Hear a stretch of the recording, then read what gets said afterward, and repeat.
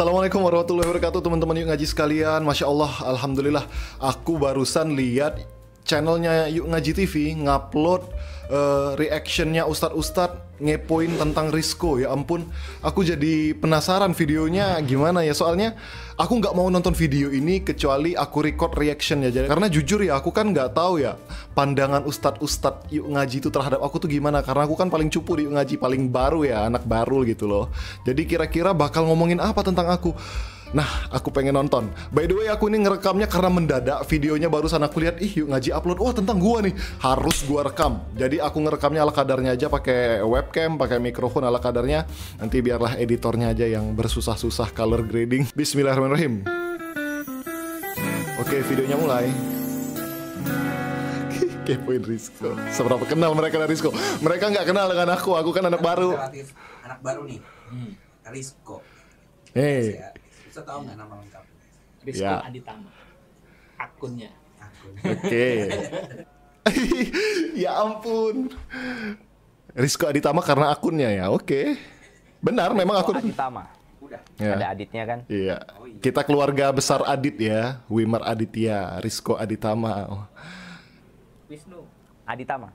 Enggak, Wisnu Tama. Oh, Wisnu. Pengen ada Adit-Aditnya ya. Rizko Aditya Warman. Rizko Aditya Warman. Aduh, gua jadi orang India dong nanti.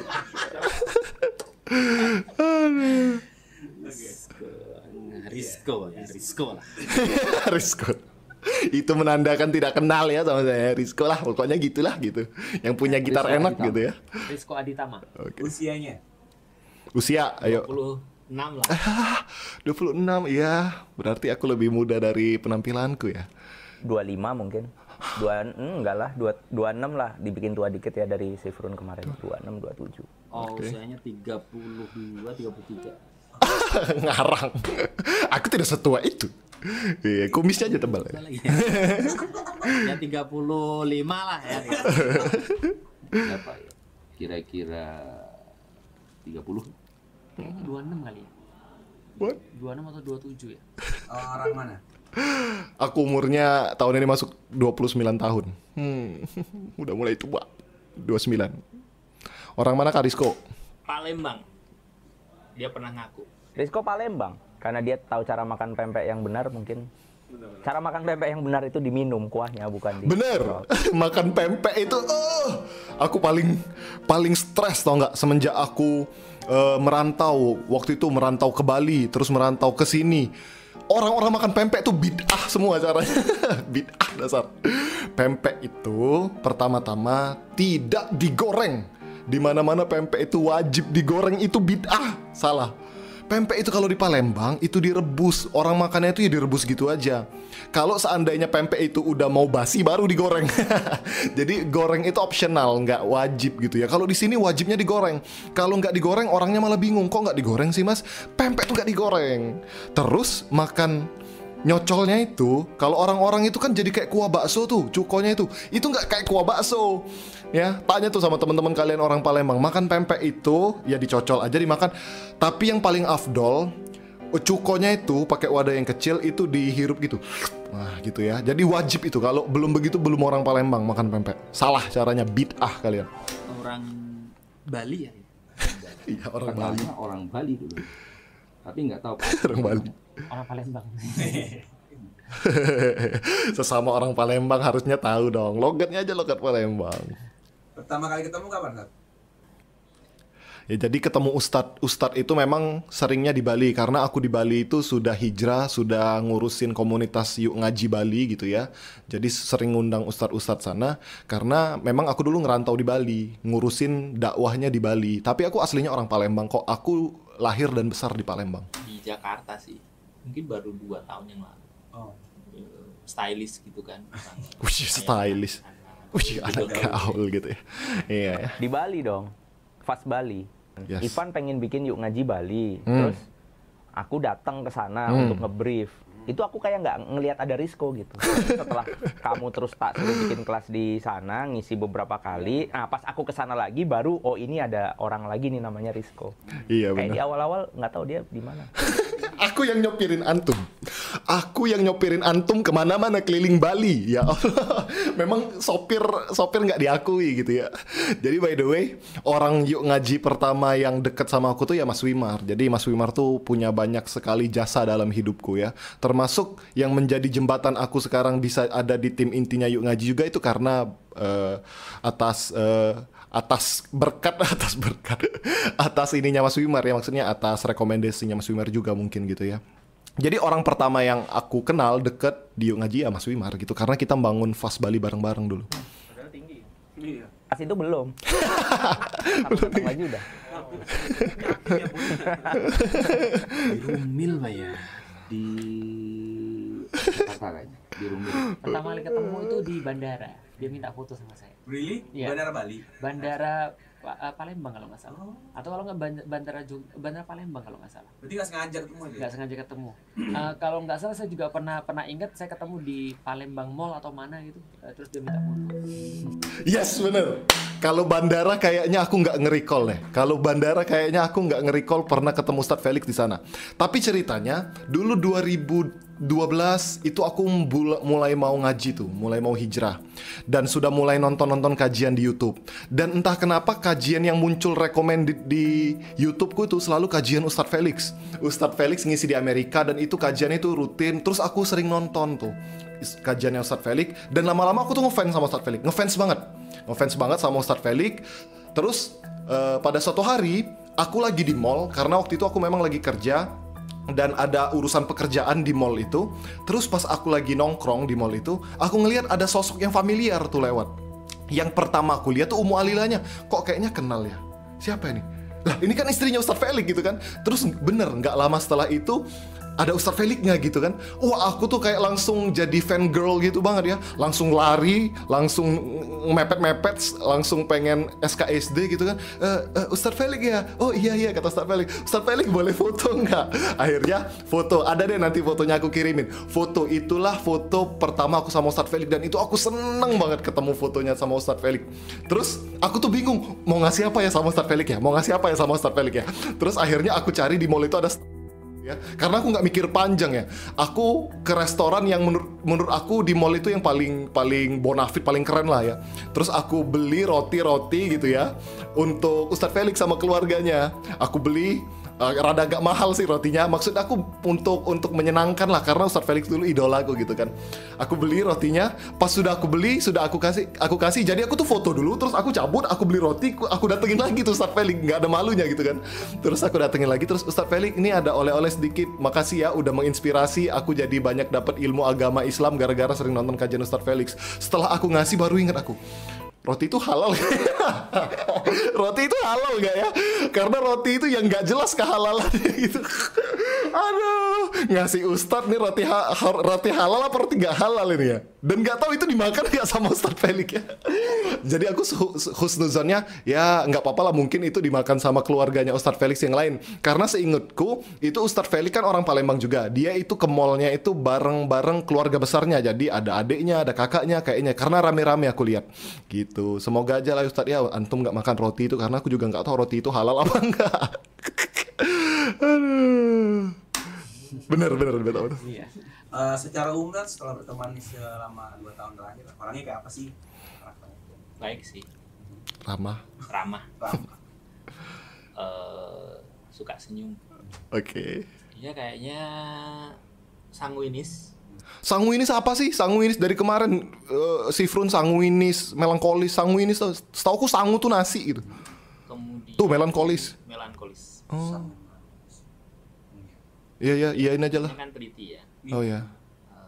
Rajin, dan kalau dikasih kerjaan bisa selesai anak-anak kayak gitu. Jadi kalau serius keras banget ngomongnya. Parah. Tun volume. Iya. Dan kalau ngomong tuh nadanya kayak gitu. Aku tuh begitu. Kok kayak Patrick sih aku tuh. Iya, jadi mohon maaf ya Mas Wimar. Aku tuh ngomongnya suka impulsif, meledak-ledak ya, karena bawaan Palembangnya kali ya. Jadi kalau ngomong orang Palembang tuh kalau ngomong gak teriak tuh kayaknya belum ngomong gitu. Jadi kalau aku ngomongnya bentak-bentak itu bukan karena aku marah sih, tapi karena aku excited gitu. Jadi kalau aku ngomongnya itu halus-halus, perlu kalian curiga, berarti aku sedang tidak nyaman itu. Tapi kalau aku sedang ngomongnya itu ngebentak-bentak, itu aku tuh lagi seneng berarti. Jadi mohon maaf ya kalau malah ngerasa Rizko nih kok nggak ada sopan-sopannya. Karena memang jujur ketika aku dari Palembang merantau ke Bali, itu teman-temanku di Bali tuh pada risih juga. Kamu tuh kok ngomongnya kasar banget. Aku baru tahu ternyata gaya ngomongku tuh menurut orang-orang umumnya itu kasar. Padahal ya mungkin itu Sumatera style ya, Palembang style lah. Ya jadi mohon maaf ya, itu bukan niat sengaja ngomongnya begitu kok, karena kebiasaan aja. Kan Haris kan gini. Aku tuh nggak bisa kalau gitu. Ya, biasa aja. Nggak bisa mas, nggak bisa. Iya, aku bukan nggak bisa sih. Akan aku coba ya. Akan aku coba ngomongnya sebiasa mungkin. Tapi butuh waktu mungkin ya untuk bisa membiasakan ngomongnya.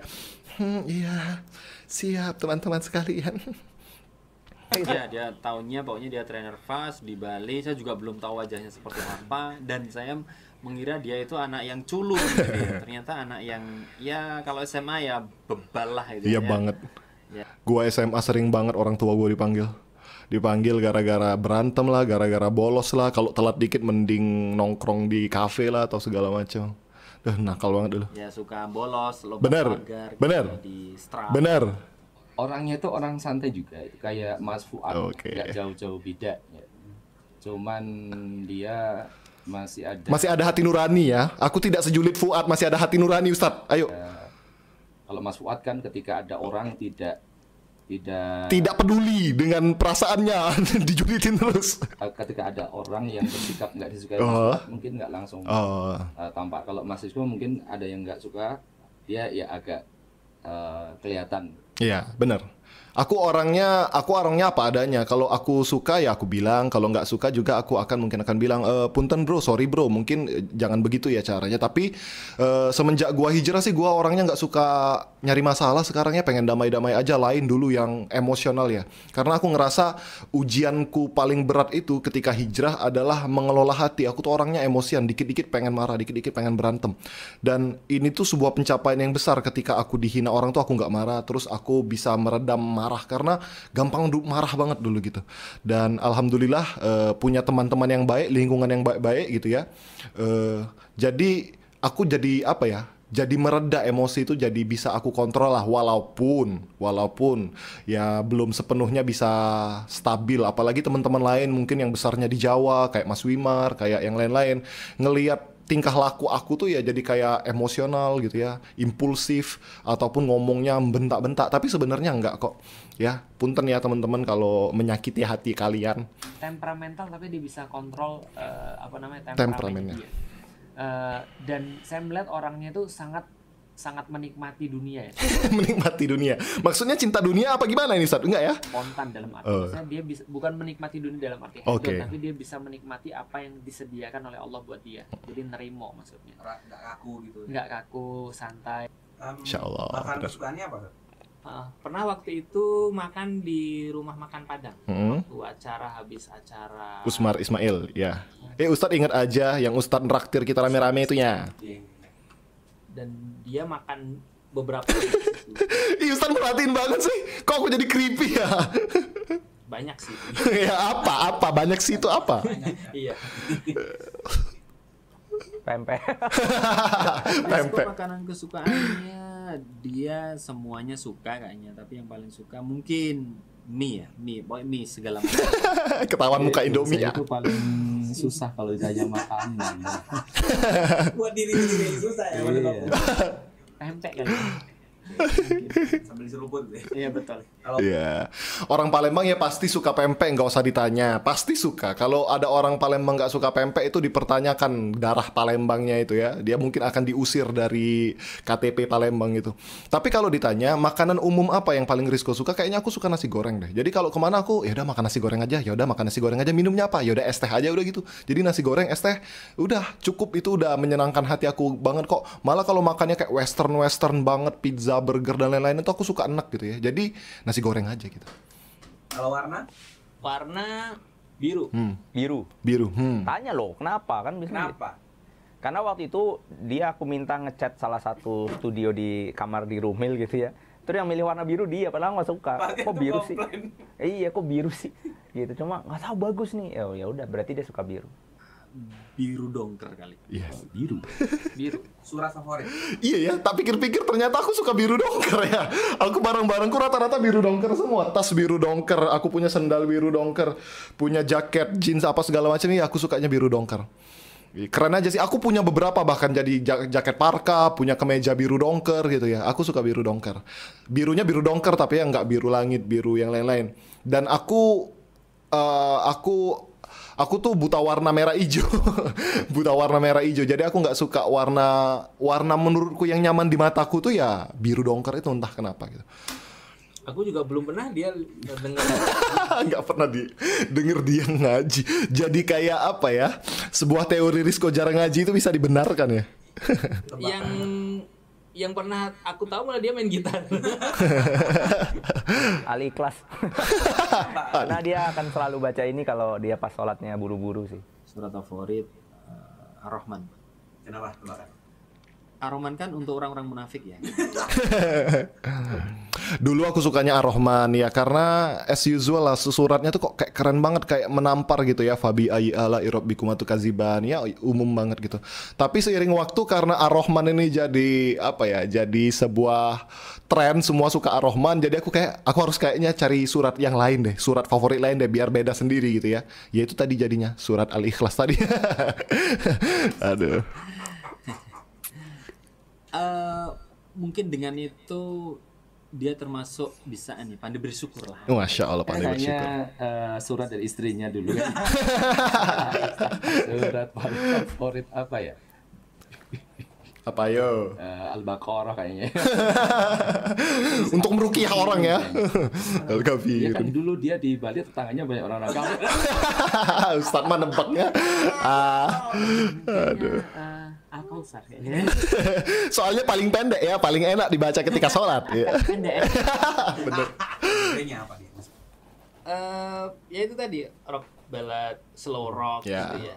Dia tipikal orang yang nikmatin musiknya itu bukan yang kenceng-kenceng, yang gonjreng-gonjreng, yang keras-keras. Gitu. Makanya aku ngeliat kalau dia main gitar pun dia suka main apa tuh fingerstyle gitu. Yes.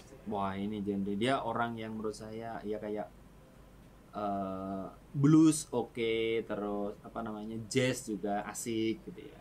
Kayaknya musik-musik yang rumit-rumit gitu ya, yang nggak umum diperdengarkan di anak-anak muda kira-kira gitu. Dia rock ya kayaknya. Genre musiknya rock. Jadi aku kalau omongin musik ini bisa panjang, karena aku tuh ngerasa duniaku tuh dulu musik banget. Aku dari kecil kursus gitar loh, kursus musik ya, kursus musik. Tapi gitarnya gitar elektrik. Tapi itu paling cuma 2 tahun. Setelah itu aku beralih ke gitar akustik, karena aku ngerasa gitar akustik itu lebih asik aja, karakter kayunya bisa beda suara, bisa pokoknya seru aja. Makanya aku beli lagi tuh gitar akustik, karena memang aku jadi menjiwai banget main gitar akustik. Dulunya aku main rock, punya band metal, punya band underground gitu ya, festival ya, menang festival band itu main metal. Tapi setelah aku main akustik gitu ya, dan pas kuliah aku sudah mulai manggung-manggung di kafe-kafe, itu kan unplugged, biasanya pakai akustik doang, berdua sama vokalis aja, ya bertiga sama cajon aja gitu ya. Aku tuh jadi sukanya genre-genre akustik. Tapi secara umum aku suka semua genre musik. Aku suka semua, bahkan dangdut aku suka gitu ya. Pokoknya musik tuh punya karakter masing-masing yang warnanya beda-beda, dan itu nggak bisa aku bilang ada yang lebih baik daripada yang lain gitu. Tapi kalau buat aku konsumsi pribadi, yang paling benar itu jawabannya Mas Wimar. Aku tuh nggak suka musik yang kenceng-kenceng, mainnya yang fingerstyle aja, yang bahkan lagu-lagu, aku punya playlist lagu-lagunya itu yang nggak terkenal banget, tapi kalau ada temenku yang denger, wih kok lagu itu keren banget, itu lagu siapa? Padahal itu lagu indie dari orang Inggris sana misal, yang aku tuh sengaja ngulik nyari-nyari di internet gitu loh, lagu orang-orang yang dia bikin di rumah sendiri, tapi kualitasnya sudah bagus gitu ya. Dan jadi bukan tren pasaran, lagu pasaran gitu loh, lagu-lagu indie yang indinya itu jauh lebih indie banget gitu loh, rumahan gitu ya. Gitu, jadi aku suka, makanya aku juga main gitarnya fingerstyle, nge-record sendiri di kamar walaupun audionya berantakan pakai mic doang. Ya karena aku ngerasa aku menemukan nikmatnya musik itu bisa dinikmati di sana. Bagiku ya, bagi orang lain bisa jadi beda-beda. Kan orang Ustaz Husain bilang orang itu beda-beda. Hal apa yang dia benci? Ketidakjujuran. Ketidakjujuran. Aneh nggak itu? Itu aneh. Aku juga tidak jujur. Orang yang suka itu juga. Iya, makanya aku mau nyari yang umum yang nanti itu nggak salah gitu. Aduh, kok panas sih aku jadi semangat. Karena belum pernah berinteraksi secara lebih dalam. Iya, gitu. benar. Yo gitu iya. Gua kan cupu anak baru jadi belum pernah ngomong hati ke hati sih sebenarnya sama ustadz-ustadz yang lain Yang gitu. dia nggak suka. Nggak tahu ya. Tingginya itu mungkin. Dia berarti kalau ke diri sendiri ya. Iya, karena dia beberapa kali sering cerita tentang nggak enaknya jadi orang tinggi yang dipikir orang enak gitu. Dia tuh jarang ngeluh orangnya. Oh, makanya jarang. Makanya aku nggak nangkep, dan bagi aku cerita tentang tinggi ini juga bukan karena dia ngeluh ya. Dia cuma pengen ngeliatin excited atau sisi lain uniknya kalau orang itu tinggi. Kayak kamu kan nggak pernah kan mikir kalau orang tinggi itu di pesawat tuh kayak apa. Di pesawat menderita banget. Tahu nggak, nyari sepatu susah. Jadi ya, aku kalau masuk ke toko sepatu itu harus masuk dulu ke toko sepatu, langsung nyari pegawainya, langsung nanya, "Mbak, ukuran sepatu paling gede di sini berapa?" Adanya 45 mas. Oke, terima kasih mbak, langsung keluar aja mending. Karena kakiku 46,5, bisa bahkan kadang pakai sepatu yang 47. Jadi nggak bisa milih model. Kalau orang kan aku pengen stylenya sepatu seperti ini, pengen gayanya kayak ini, terus baru cari ukurannya. Aku nggak, harus masuk tanya dulu, toko sepatu di sini paling gede berapa? 45, mending langsung keluar daripada capek-capek sudah ada yang pengen tapi nggak ada ukuran, keluar. Belum lagi naik mobil, belum lagi naik pesawat. Ya Allah, naik pesawat, apalagi pesawat yang murah-murah gitu ya. Kaki aku tuh ya Allah kayak dilipet-lipet, sakit banget berjam-jam di atas sana, terus kadang kesemutan, kadang harus pura-pura ke WC doang, padahal nggak pengen pipis, cuma pengen berdiri aja di pesawatnya. Tapi kan kalau berdiri di kabinnya aja nggak ngapa-ngapain kan nggak enak, dikirain orang ngapain gitu kan. Akhirnya aku harus pura-pura ke WC hanya untuk ngelurusin kaki. Makanya kalau penerbangan, apalagi dulu sering terbang ngisi kajian kemana-mana, aku tuh tersiksa banget naik pesawat. Gitu kan ya. Di toiletnya pesawat kayak apa, kayak gitu-gitu. Jadi ada hal-hal yang yang menyulitkan untuk orang-orang yang tinggi. Janjian nggak tepat waktu. Jadi menurut saya dia tepat waktu. Setelah ikut yuk ngaji jadi enggak. Jadi nggak tepat. Pertanyaan buat saya itu yang paling sulit makanan sama hal yang dibenci apa? Sulit semua mah Ustaz Cahyo mak ya. Yang dibenci. Yang dibenci itu ketidakpastian. Nah, ini adalah jawaban yang tidak pasti. Dia benci ketika nggak dihargai kali ya. Ketika Enggak dia sih. nggak diapresiasi. Enggak juga, enggak depresi, enggak apa-apa. Aku tuh apa ya? Apa yang aku benci? Aku tuh enggak tahu ya. Semenjak hijrah tuh kan aku tadi ya berusaha mengontrol emosi. Apa yang aku benci tuh mulai aku lupakan gitu loh. Kalau ada orang berbuat nggak enak sama aku tuh ya udahlah, lupain aja. Jadi aku nggak tahu ya apa yang aku benci. Kayaknya aku benci, nggak tahu. Aku benci ketidaktahuan kayaknya itu deh. Aku benci ketidaktahuan. Dia punya spontanitas yang bagus. Dia bermusik bagus. Anaknya rajin. Jangan muji-muji. Belajar. Gitu. Hal-hal yang baru bisa diadaptasi dengan baik. Jangan muji-muji. Ini gampang beradaptasi. Dia orangnya mau belajar, cepat belajarnya. Belajar yang bersifat skill itu buat dia gampang gitu, beradaptasi. Spontanitas. Jadi kalau dengan dia tuh ngobrol ya, saya yang ngobrol A dia bisa nyambung, saya ngobrol B dia bisa, walaupun nyambungnya mungkin tanya ya, tapi ya asik aja. Dia itu punya kecerdasan lisan yang bisa dikira. Kecerdasan batin dan kecerdasan jiwa. Kecerdasan lisan itu jarak antara ide itu muncul dengan keluar di lisan. Nah, itu maksudnya aku ngomong nggak dipikir dulu, itu maksud Ustadz Hidayat. Jadi langsung dikesan keluar aja ya. Kelihatan nyeletuk dan gaknya pas banget. Nggak banyak orang yang bisa untuk cepat mengaitkan referensi dengan fakta. Masya Allah. Dan dia termasuk yang cepat dan outstanding. Itu kelihatan contoh. Yang pertama kali saya lihat tuh ketika main Resident Evil. Oh, iya. Itu spontanitasnya banyak sekali. Yang kedua ketika dia buat sama Antum trial and error. Nah itu kelihatan sekali spontanitasnya. Bahkan Antum yang spontan pun nggak bisa ngalahin dia sebenarnya. Padahal Antum kan sangat spontan sebenarnya dan untuk ngangkat suasana. Tapi Rizko dalam hal ini lebih advance di situ. Masya Allah. Oh begitu ya, berarti aku harus uhui dong ya, spontanku bagus. Advance di situ. Kalau kekurangannya? Kurang harta kayaknya ya. Ya Nggak. orang kayak Rizko itu kayaknya susah diajak susah ya.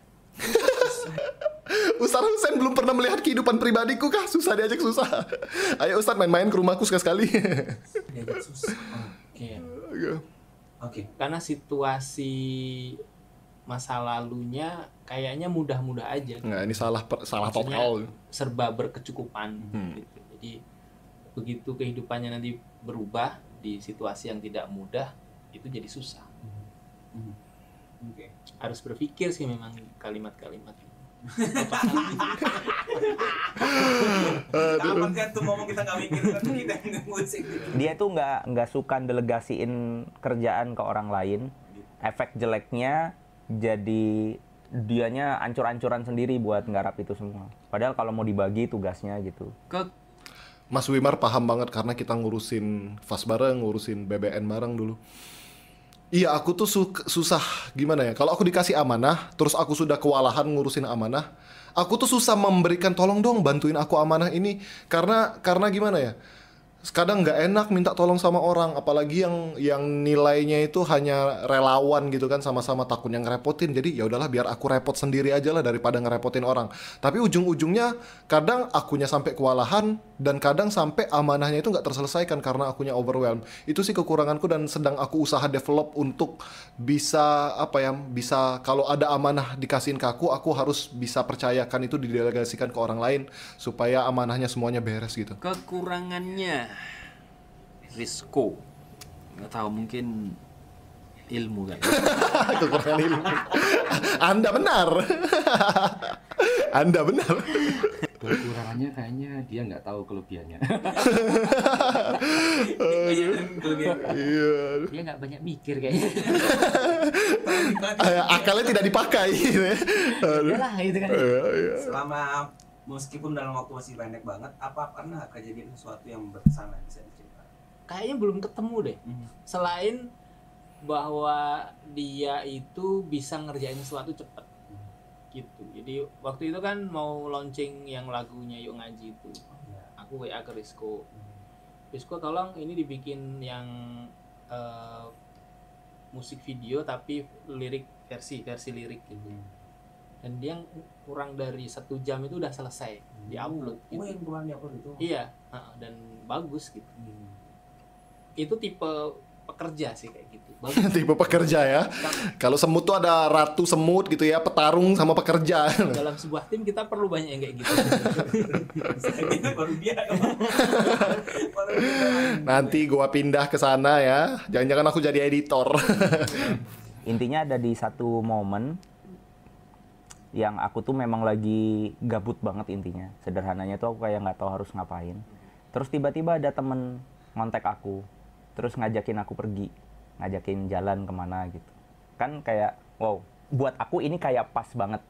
Pas banget kok ada orang ngajakin aku pergi. Di saat aku memang lagi gabut kan gitu. Ya aku pikir momen aja pas gitu. Terus ternyata setelah beberapa waktu belakangan, aku jadi tahu ternyata itu yang minta Risco. Gitu. Iya, jadi aku sama Mas Wimar tuh ya punya hubungan yang spesial gitu lah. Aku tuh orangnya, nih, aku jadi tahu. Aku tuh orangnya nggak bisa menyampaikan perasaanku tuh ke orang lain gitu loh. Misal aku sayang sama orang gitu ya. Aku tuh nggak bisa, bro. Ikhwah fillah, aku menyayangimu karena Allah. Itu aku nggak bisa ngomongnya. Kalau ada orangnya langsung, ini karena sama kamera gitu ya. Entah kenapa susah aku menyampaikan itu. Jangankan sama kalian, jangan sama orang lain, sama orang tua aja aku tuh kayak, "Ma, aku tuh sayang sama mama." Kayaknya nggak bisa deh, gitu ya. Susah banget, keluh lidahku. Tapi aku tahu kalau temen aku tuh lagi susah, kalau saudaraku tuh lagi pusing.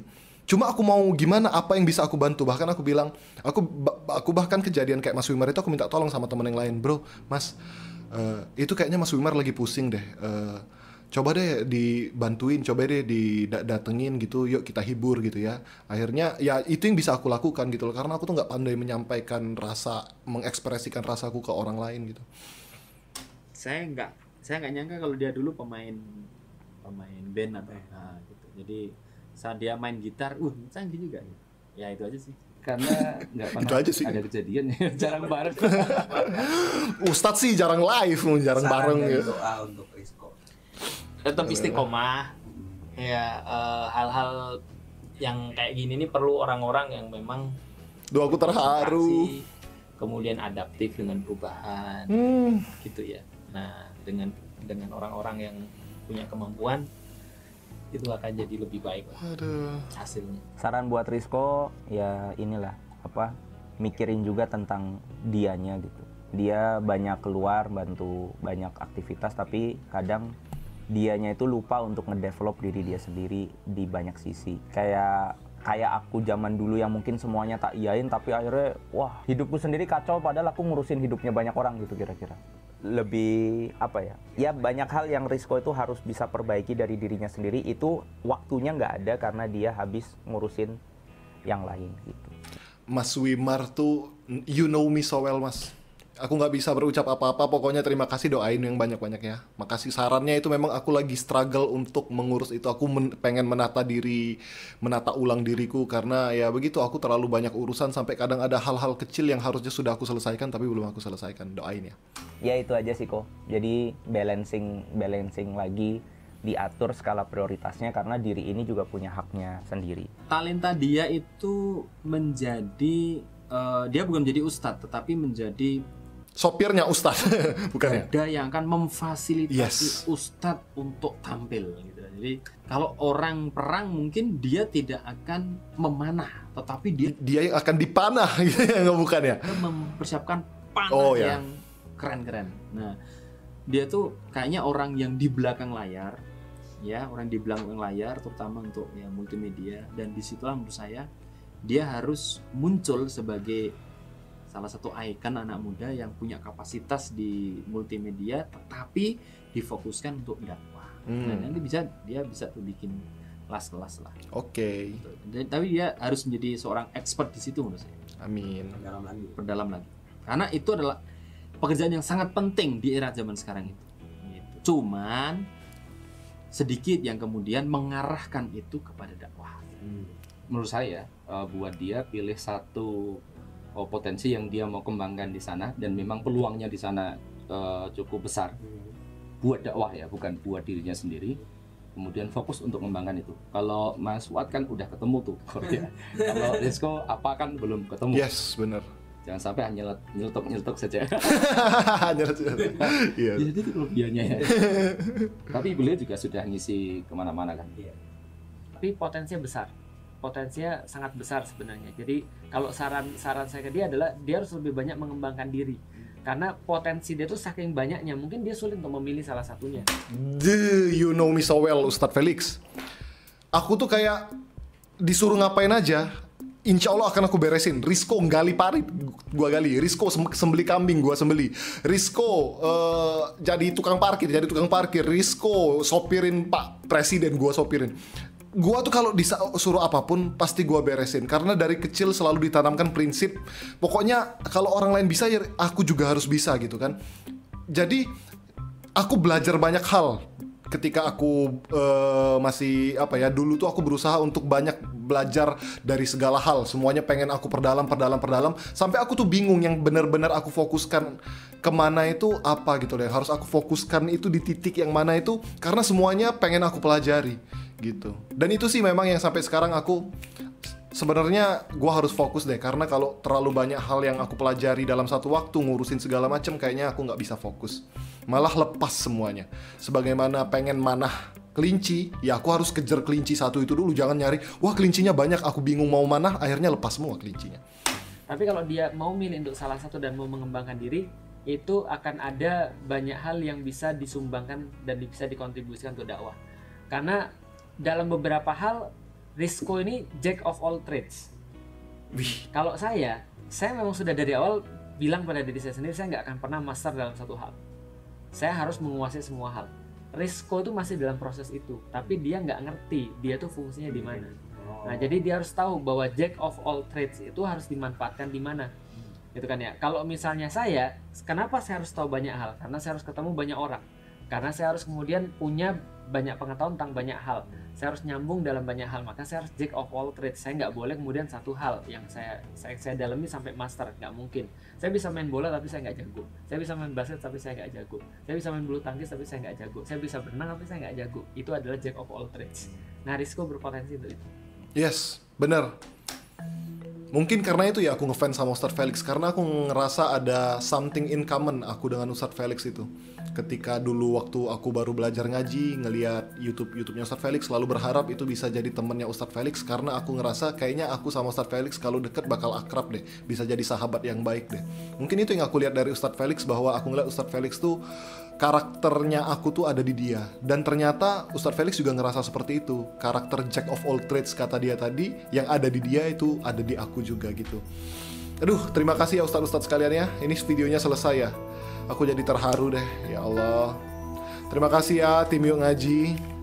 Speechless pokoknya. Aku ngerasa semenjak aku dirangkul sama kalian tuh aku ngerasa punya keluarga baru. Karena aku kan jauh sama keluargaku, jauh sama lingkungan-lingkungan dulu gitu loh. Jadi I love you all pokoknya semuanya. Terima kasih ya banyak ya teman-teman sudah nonton. Maaf kualitas videonya ala kadarnya aja, karena benar-benar aku nggak mau nonton video ini kecuali aku rekam reactionnya pertama kali, biar genuine, biar jujur gitu ya.